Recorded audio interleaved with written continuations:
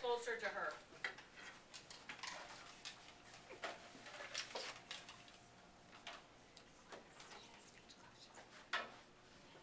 Did you know that the typical American household throws away an estimated 474 pounds of food waste each year? That's about 1.5 pounds per person per day. And according to the study by Cortesia Sanctuary in 2008, U.S. food scraps generated by all the households in the United States, enough food scraps to fill a football field more than 5 miles high. As a group of educators, I know we're all concerned about the environmental impact that we leave for our children and our grandchildren and those we teach. And today, I'd like to share with you some of the serious effects of not composting our kitchen waste, the many benefits to composting, and some easy ways that you can compost in your own backyard. So some of you may be wondering, well, why don't I just let my kitchen scraps compost at the landfill? What you may not know is that when waste is sent to the landfill, air cannot get to the organic matter, and it breaks down into a greenhouse gas, methane, which is very harmful to the Earth's atmosphere. However, when the same gas is composted at home and air is able to get to the food waste, hardly any methane is produced, and that's good for the environment and for the planet. Another downfall of sending our kitchen waste to the landfill is the cost. The EPA estimated that the United States spends about $1 billion a year to compost just our food scraps.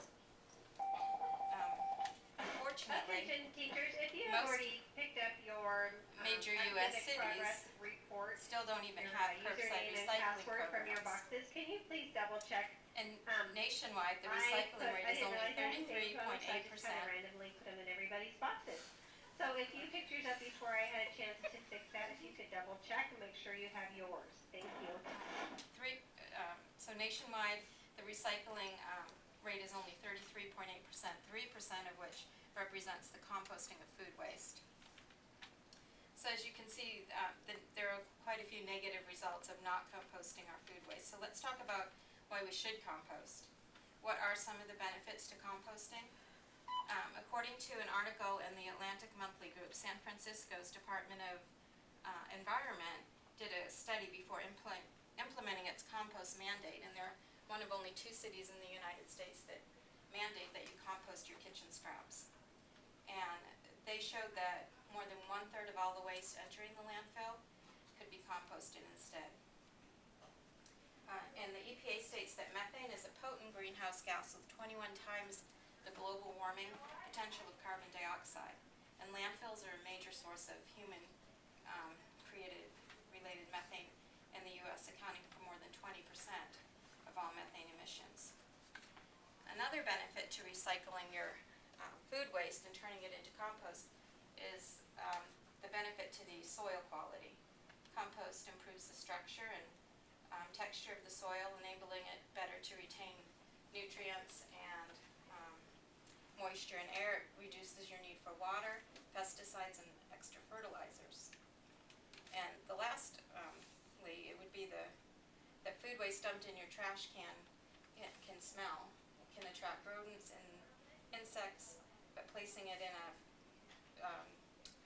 closed leak-proof container and emptying it frequently for compost can eliminate or significantly reduce those problems.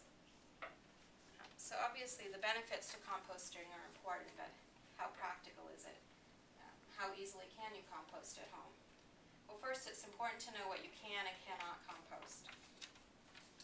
You can compost all your vegetables and fruit waste, anything made from flour, grains, coffee grounds, and tea, eggshells. All these are nitrogen-rich sources of compost. Carbon-rich sources would include leaves and grass clippings. And for a good balance, you want to add 2 buckets of the carbon-rich compost to the nitrogen-rich food scraps. You should not compost meat or fish or their waste products, dairy products, fats, or oils. All these can turn rancid.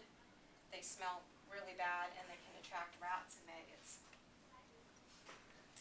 So now that you know what you can compost, let's talk about how to make composting work for you. The best way to store food scraps until you take them to the compost bin is in a kitchen compost container. You can buy expensive ones, but you can also use just a simple container like a yogurt container with a tight-fitting lid. Some people store their kitchen scraps in the refrigerator in bags. You can decide to empty these directly into your compost bin, but most people keep a 5-gallon bucket by the back door and just empty those kitchen scraps into that. The best way to keep out fruit flies or insects is to maybe line the lid with newspaper, or you can do what they call adding some browns to your greens. You keep a small container of grass clippings or peat moss, something green, and add it to the food scraps and put it on top when you add those. The last step is adding your scraps to your larger compost bin or burying them directly in your garden. Again, you can buy expensive compost bins, or you can just take a big trash can, drill some holes in it, and use that. It's pretty inexpensive, and you'll know that you're done, that you have your compost, and you have a rich, dark, crumbly soil to add to your garden. Well, I hope that you're convinced of the importance of composting and may be interested in starting your own compost pile at home. It's easy, the tools are simple, and you'll feel better about not contributing to the 5-mile hike